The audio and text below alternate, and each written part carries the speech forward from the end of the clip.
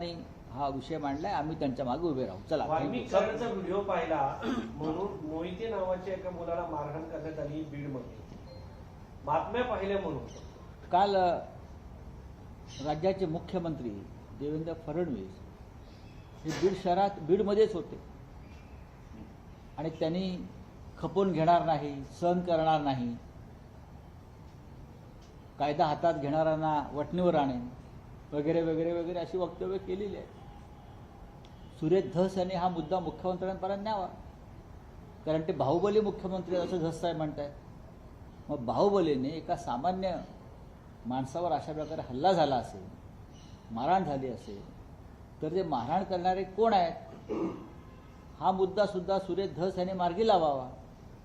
हा नुसतं वाल्मिक कराडचं भजन करून चालणार नाही. प्रत्येक स्तरावर इथे गुंडगिरी आणि गँगवॉर सुरू आहे. चला. हिरव्या सापांची वळवळ महाराष्ट्रात सहन करणार नाही. हिरव्या सापांची बिर्याणी आवडत असेल तर पाकिस्तानात जा, असे राज्याचे मंत्री बोलतात.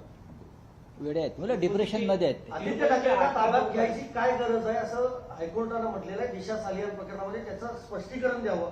बघा, हा न्यायप्रविष्ट विषय आहे आणि हे काही लोक जाणून बुजून आम्हाला सगळ्यांना बदनाम करण्यासाठी हे विषय समोर आणतायत.